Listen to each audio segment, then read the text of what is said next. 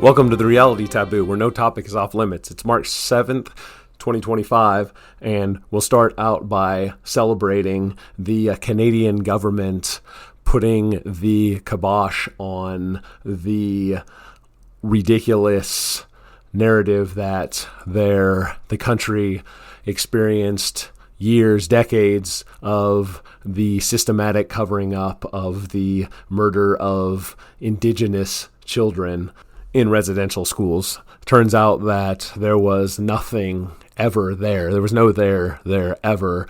Subsequent analysis of the grounds that allegedly were pointed to as presumably being the remains of children turned out to be things like ditches that had been dug previously, canals, brush and compost heaps, and the like. No one in the Canadian government is fessing up to having misled the Canadian public and by extension the entire world for several years about the story. It's just being quietly put on the shelf and not mentioned anymore one way or the other. But we should take the rhetorical victories where we get them, and during the same week we had a high-profile Oscar acceptance speech that was remarkably pro-natalist given the audience. This is Kieran Culkin, Kevin McAllister's little brother, giving an acceptance speech for some Oscar supporting actor related role. I love you, Jazz. I have to thank my wife, Jazz, for absolutely everything, for giving me my favorite people in the world.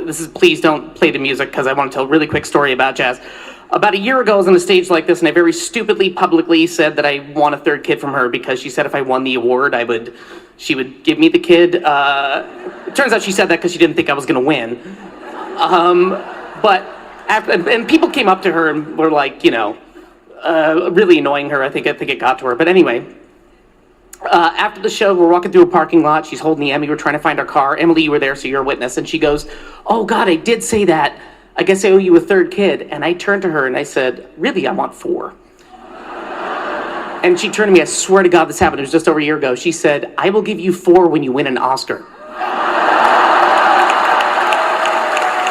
I held my hand out, she shook it, and I have not brought it up once until just now. You remember that, honey? You do? Okay. Then I just have this to say to you, Jazz. Love of my life, ye of little faith. No pressure. I love you. I'm really sorry I did this again. And let's get cracking on those kids. What do you say? I love you. I love you, T2 and Blue Bye. I love you, 52. And the gender bender nonsense is on the back foot. Victories have been stacked up against it. A recent New York Times Siena poll, I believe, showed that 80% of American respondents opposed permitting biological men to compete in female sports. Even a majority of Democrats held that position. It was 67% of Democrats and over 90% of Republicans, something like 80% of independents. If you're not resonating with these victories against Moloch the way that I am, I will subject you to a little jingle here that will presumably get you vibing a little bit more with the victories and what the pushing forward with these battles hopefully pretends for the future. Lives you can't respect, but you're just frightened. You think that we'll corrupt your kids if our agenda goes unchecked. Funny, just this once, you're correct. We'll convert your children. Happens bit by bit, quietly and subtly, and you will barely notice it. You can keep them from disco, warn about San Francisco, make him wear pleated pants, we don't care. We'll convert your children. We'll make them tolerant and fair. That little ditty was entitled "A Message from the Gay Community," and it was performed by the San Francisco Gay Men's Chorus. So call it unrepresentative if you'd like, but I think that would be akin to calling the lobbyists who live in Washington, D.C. as unrepresentative of the American political system. I think this is the distilled id and driving ethos of the homosexual movement, specifically the male homosexual movement in the Western world. And since we're on the topic of predation against children and victories in the popular culture pushing back against that have happened here recently, we'll take a look at one of the more long-standing presumptions that a lot of Westerners have about sexual abuse in the Catholic Church and how that compares to sexual abuse in the public school system in the United States. If you're reacting to the assertion about sexual abuse in public schools, and it doesn't ring a bell, but the Catholic priest abuse scandal does, it's because over the last 25 years, since the turn of the millennium, taking from ChatGPT, about 3 times as much has been written in the corporate media about Catholic Church abuse of children compared to public school abuse of children. But while estimates of the total number of children abused in the care of the Catholic Church in America is on the order of between 16,000 and 20,000. By comparison, the number of public school students who have suffered sexual abuse during the course of their public school careers is 4.5 million. That's a staggering difference, of course, but if we put it into per capita terms, to get more of an apples to apples comparison, the magnitude does shrink a little, but the differences are still quite stark.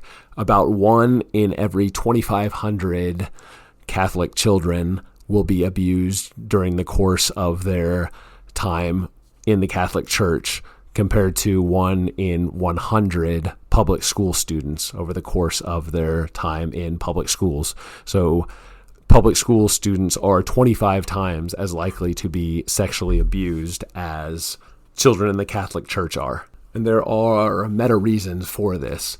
Primarily, the Catholic Church is a potential institution that could push back against the globo-homo Western cultural order. And so anything that subverts and infiltrates that institution is something that is going to be favored by the managerial state. And that is why we see so much emphasis on alleged abuse problems in the Catholic Church, and so little attention paid to the far more severe problem of sexual abuse in public schools, because public schools are so deeply burrowed by allies and votaries of the bureaucratic state, thinking of the teacher unions and political contributions that public educators give by party, and the sort of massive patronage network that the public schools provide for so much of the bureaucratic state and its allies, that infiltrating that, reactionary forces infiltrating the public schools, far, far less likely than some sort of traditionalist resurgence taking the reins of the Catholic Church, of the Vatican, or even of Catholicism in the United States.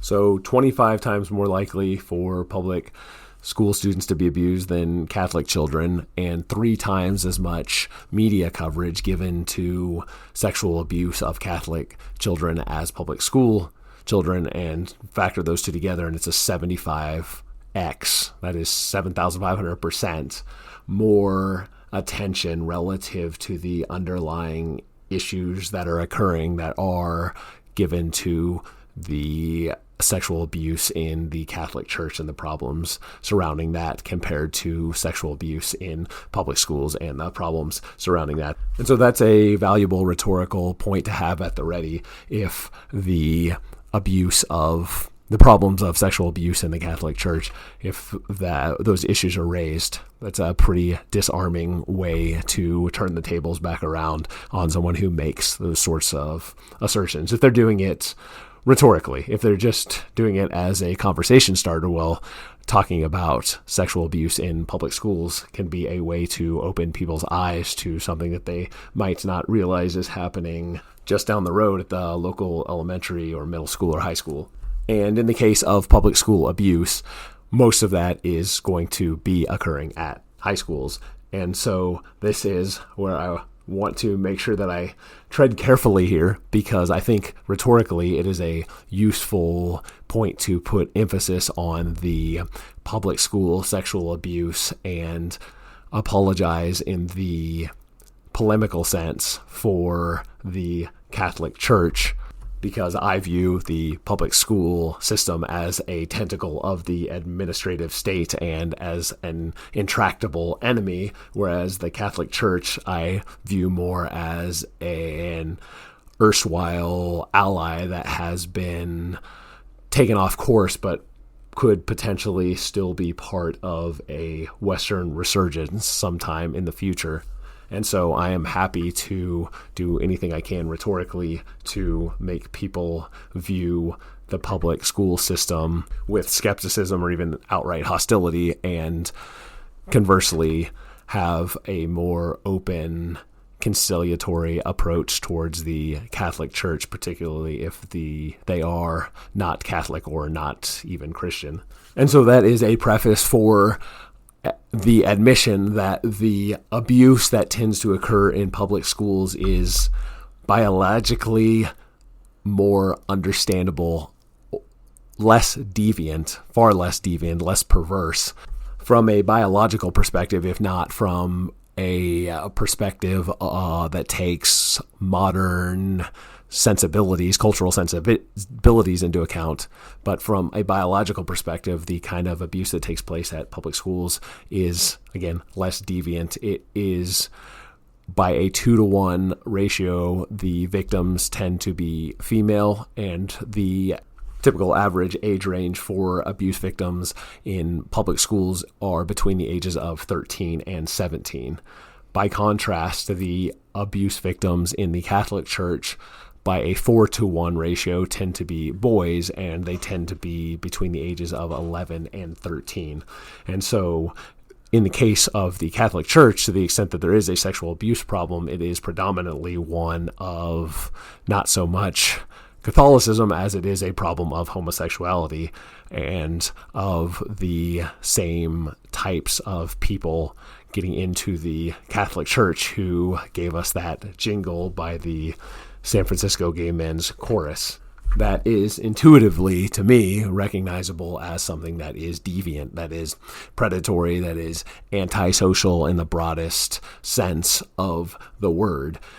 While sexual abuse in public schools, in the case of, say, a hypothetical example of a 30-year-old male gym teacher and a 17-year-old high school junior girl, that from a biological perspective is far less deviant. Over the course of human history, that has been a pretty successful strategy biologically, and really, to be candid, culturally, that until about the last century, that would not have seemed out of place at all. And to the extent that there is any criticism of that type of relationship that we see as more typical in the public school abuse setting, to the extent that there is culturally ascendant criticism of it, it tends to focus on the power dynamic aspect rather than the fact that it is children on the one hand and adults on the other. It is more that there is one person is in a position of authority as a teacher, and the other person is in a position of inferiority as a student who has to receive grades and the like from the person who has power both sexually and non-sexually over the student. So Ness, sounds like you're saying the average abuse case in the Catholic scenario is more detrimental than the average abuse case in the public school system, meaning that the typical victim in the Catholic Church scenario is going to have more wide-ranging, long-lasting damage than the average victim in the public school system is going to have. And if that's the case, doesn't that in some way justify a disproportionate focus on the abuses within the Catholic Church as opposed to in the public school system? Well, yes, it could if that was the way that it was approached, but it never is. There never are media stories about sodomites pursuing catamites in the Catholic Church and it being an issue of homosexual sexual deviancy. It's always framed as a problem with the church structure and with hypocrisy and the non-viability of, that's the subtext, the non-viability of Catholic morals and scriptural teachings. I can fancifully envision some sort of reactionary Conan the Barbarian takeover where it is the Catholic Church that gets put under the spotlight because it permits grown men to sodomize young boys while it celebrates the 30-year-old strapping resident philosopher and instructor at the local township school shacking up with the 18-year-old valedictorian and captain of the cheerleading squad. But that's not at all the dynamic that actually plays out in terms of how these two major bodies of sexual abuse of children are treated in the Western world. That is, though, why I tried to distinguish between the rhetorical benefit of contrasting these two things and the empirical realities underlying the different patterns of abuse as it stands in the Catholic Church and in the public school system. From some cultural winning to a massive test, I suspect that the new second Trump administration is going to be put to sooner rather than later. For the month of January, the goods trade deficit for the United States came in at $150 billion over the course of just a single month. That is $150 billion worth of physical things coming into the United States beyond what was shipped from the United States out to the rest of the world. To put that in contrast, in the month of December, the deficit was in the 80 billion. So it nearly doubled in just a month's time to a new record, shattering the old record by $50 billion. And I think when a lot of people hear about macroeconomics being discussed, they tend to tune out, think that it's something that's complex with a lot of moving parts and it's difficult to understand or make sense of, and that is what economists do. That's what they spend their training and their time reading and writing and doing econometrics and all of these things. And even then, they come up with convoluted predictions that don't pan out much better than meteorologists making forecasts about the weather do. And so it's something that it's so difficult for them to make sense of. Well, it'd be impossible, hopeless, entirely hopeless and vain for the average Joe American to try to make sense of. But my view on it tends to be that is a useful set of beliefs for people to have to allow the wool to be pulled over their eyes so that they can be robbed blindly by the bureaucratic state and the managerial class.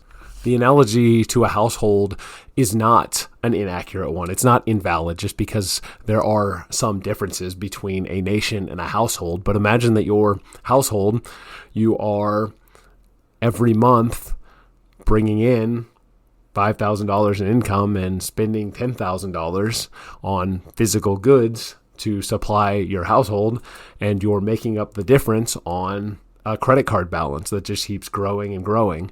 And you're able to finance those credit card balances because you have outside lenders who will provide you credit lines on top of the credit lines that you had previously. And the rates that you owe go up, as we've seen interest rates, treasury rates go up a lot in the last 4 or 5 years. The rates to borrow that money keep going up, and only the minimum payments, if that, are being made, and the credit lines keep extending and extending and getting larger and larger, but you continue to have everything that you need provided to you based on those credit lines. And so it seems like everything's going fine until suddenly it's not, and the credit line dries up, and suddenly you are hit with a reality that you are $5,000 short of what you need to manage your household. And that is the situation that the United States is in now. The difference between the household and the credit cards being extended to it, in the analogy with the United States and the rest of the world providing, or much of the rest of the world providing the credit for the United States to go into debt to fund the massive trade deficits in material goods, is that the United States has the implicit threat of violence to make their creditors keep on crediting them. And if they refuse to do that, well, they can come up with some pretense to take the things that they need. The reason that the United States is viewed as a viable creditor for these lending nations, lending the money through treasury purchases, is because of the dollar status as the reserve currency of the world. And that is underpinned by America's military superiority. If you've been paying attention for the last generation or so, you've seen, though, that the United States can't win skirmishes in places like Iraq and Afghanistan and Eastern Europe, really even in Gaza and the West Bank through their proxies in Israel, let alone Iran. Would the United States be able to win a war in the South China Sea in defense of Taiwan?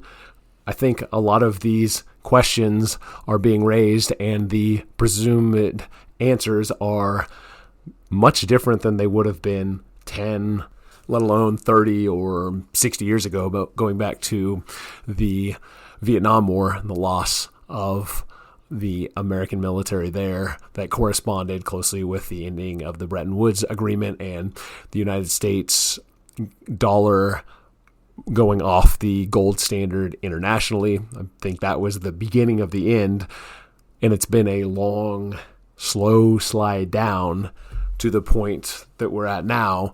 But there really is a binary aspect to being the world's reserve currency.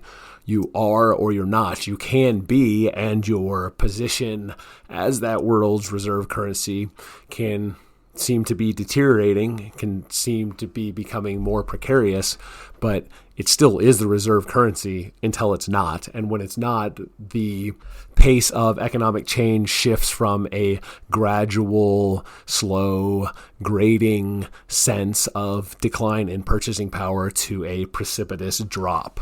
And I don't know exactly what that's going to look like, but I read signs like these as what I would predict those indications to be before the breaking happens. And as we've mentioned in previous episodes here, having a Trump administration, specifically a second Trump administration with a Elon Musk Doge, cutting out the bureaucracy, taking a scalpel to government waste and abuse and fraud and spending and all of that, the focus on cutting services, cutting departments in a way that strikes most viewers, most of the American public as radical. And that doesn't necessarily mean it's viewed negatively, but even among the supporters of the second Trump administration, the amount of action and how dissimilar it has been to Republican actions in the past create a stark sense of contrast to anything that has come before. And so from the perspective of the managerial state, the bureaucratic state, what better setup could there be if the decline of the dollar as the international reserve currency is viewed as an inevitable thing, something that's going to happen? What better setup for it to happen under than a Trump administration, a second Trump administration that is doing what this Trump administration is doing now? And so I don't know how to navigate this. I don't think that there is any way out of it besides just going through, short of some massive productivity gains via the inchoate seminal AI revolution that may be taking place, or the discovery of something like nuclear fusion that provides perpetual free energy beyond some huge change along the lines of what the Industrial Revolution was centuries ago. I don't know how Western material, and particularly American material standard of living, is not going to decline precipitously in the coming years and decades. So, Ness, you were describing way more goods coming into the United States than leaving it. I would ask, why is that a bad thing? If a bunch of stuff, good quality, some of it quality, goods that we need as Americans are coming into our country, so presumably all the pollution and all the side effects that go into producing that good are somewhere else, and we're just getting the raw result of that without a lot of the negative effects that it takes to create that good. So basically we're getting stuff coming in and we don't have to give as much in return. So why is that a bad thing? In the moment, it's not. I turn again to the analogy of a household. If you're able to, instead of having to go out and work, just use your credit card to fund your lifestyle, to buy all your food and buy all your things and have a high monetary standard of living without the inconveniences and negative externalities that come with working and producing things, if all you do are consume things, that is a nice way materially to live in the short term. And if you are able to maintain that credit line expanding indefinitely forever, then I think it is not just a rhetorical question. I think it is a legitimate question, but baked into this analogizing is the presumption I'm making that the party can't continue indefinitely, and that just like at some point the credit card companies will stop extending credit lines for the household, at some point the creditor nations will stop providing the financial underpinning of the dollar that allows it to be the international reserve currency. And when that happens, just like someone who gets accustomed to a very comfortable lifestyle that is maintained by an ever-growing credit card balance, when that credit card is cut off and it declines, the reckoning is that much more severe when that person has to change, or that family has to change their lifestyle to live within their means. And in a family dynamic, that can cause a lot of problems, a lot of stresses, a lot of divorces are predicated on financial issues, and a lot of dysfunction can come out of that financial reckoning. And I think it's not hard to see how that could port onto domestic problems in the United States when the country collectively has to experience a financial reckoning, and Americans have to massively adjust their expectations because they have been materially living so far beyond their means for so long that now suddenly when they have to materially live within their means, it is going to be an enormous adjustment, and it is going to cause a lot of cultural and political fallout. And it's difficult to predict exactly how that's going to shake out, but I don't think it's difficult to, if you grant that a decline in the purchasing power of the dollar. If that happens because the dollar loses its global reserve currency status, that if you grant that, it is hard to imagine that you would not see severe social consequences stemming from that. And I think that we may be on the cusp of that. Again, if I was a general in the managerial class, if that was going to happen, if I had decided that it was the tough medicine that was going to have to be swallowed because we were in a situation where we could no longer militarily threaten our way out of it, that I would want it to happen when there was something like the second Trump administration at the putative head of the ship to take the fall when the crash comes. And not unrelated to the challenge that the trade deficit and the potential dropping of the value, the purchasing power of the US dollar, is what has happened in the UK in the last week, making pledges to pick up the putative slack that America is leaving in terms of providing support for Ukraine. I know Jeff has a reaction to this. My reaction was, that's fine. That seems perfectly reasonable for the United Kingdom. That's Russia's kind of in their vicinity, and what Russia does has much more of a direct impact on Western Europe than it does on the United States.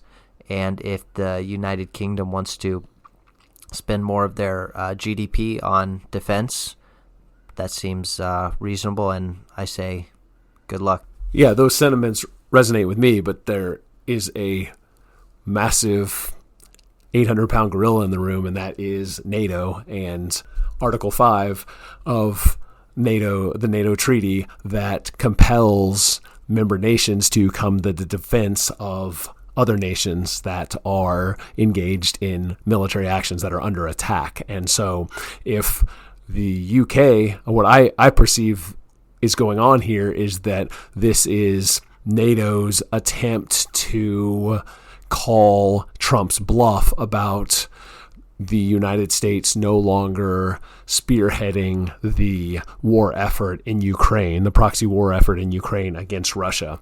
This is the UK saying, well, if the United States is going to try to walk away, we're going to go and attack Russia and force Russia to retaliate, and then we're going to invoke Article 5 and use NATO to pull the United States back in and cause things to really conflagrate in a way that even the Biden administration wasn't willing to do, in a pattern of behavior that's not dissimilar to what the Likud party and Benjamin Netanyahu is doing in Israel with regards to Iran. I think we could find ourselves in a situation where NATO is trying to punch Russia in the nose to bring the United States in to do war with Russia, and Israel will be trying to punch Iran in the nose to provoke an Iranian response that then requires the United States to come and deal with Iran.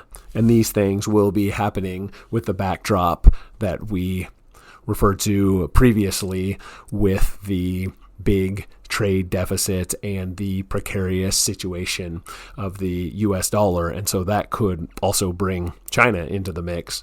To create a hypothetical perfect storm, imagine that in coordination with Russia and Iran in response to provocations against those two countries by NATO via the United Kingdom, and then by extension the United States, and Iran through Israel, and by extension the United States. Imagine that if in concert with Russia and Iran, China announces that forthwith it will no longer be purchasing any U.S. treasuries at all and be offloading the treasuries that it has currently.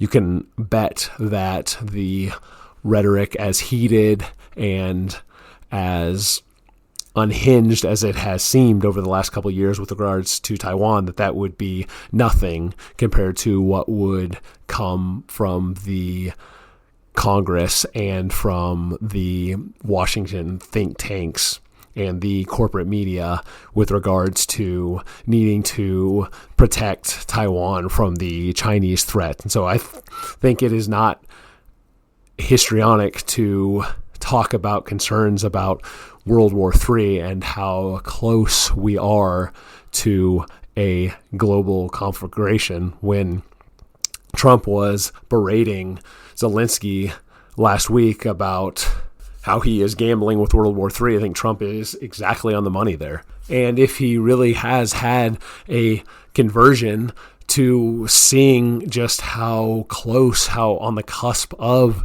a third world war the world could be in, if he is making those connections and taking serious executive actions to prevent that, that is going to create a sense of desperation and the sense that they need to act now while they still have the time in European capitals and in the seats of power in Israel and all of the other places that are generally aligned with the West, with the United States, but that rely on American hegemony to do everything that they do. If they think that that's slipping away, that is going to create a situation where they are going to try to provoke the United States into being forced back into these military actions. And so I think that is when you're in a very dangerous situation. And that's the lens through which I view Keir Starmer's bravado on display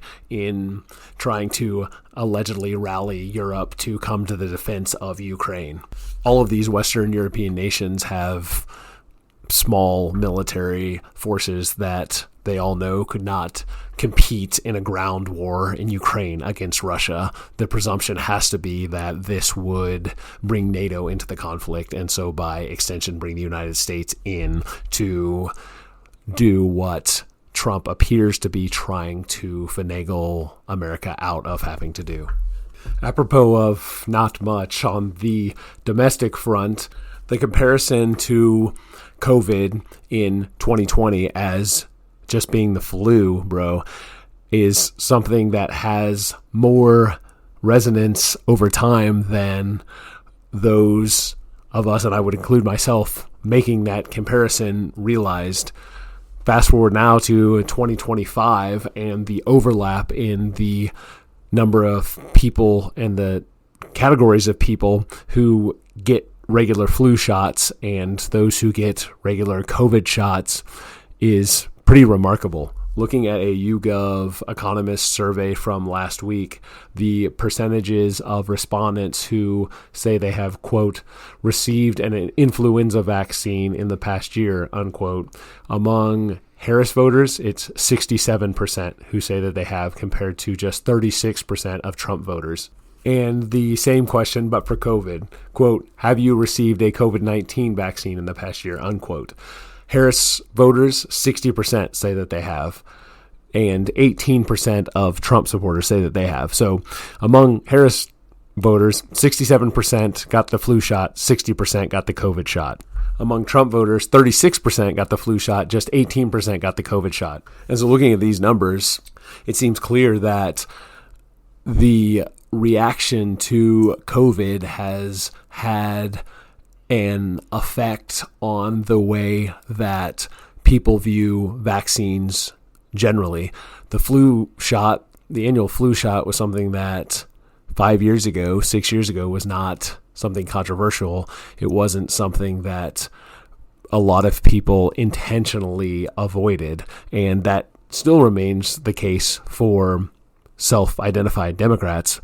But even among Trump voters, just 1 in 3 taking a flu shot now, being in the clear minority of Trump voters, indicates to me that the vaccine skepticism and vaccine hesitancy, and hopefully by extension distrust and skepticism of the broader medical community in the United States, and that will be perceived by a lot of people, or will be the way that that would be characterized in the corporate media and in the general broader culture, is that that would be a negative, but I view it as a positive development, and one that I am encouraged to see, and one that I think RFK deserves a lot of credit for. Although I'd like to think that no one deserves more credit than Fauci and the COVIDian government response of 2020 to 2022. Maybe hope springs eternal there, thinking that people were so put off by that period of American and world history that they learned lessons from it. But whatever the way that we arrived at the situation that we find ourselves in now, that there appears to be real sustained hesitancy and skepticism towards the vaccine schedule and the medical industrial complex in the West, is something that is very encouraging. We'll wrap it up there. Thanks for listening to The Reality Taboo. Talk with you next time.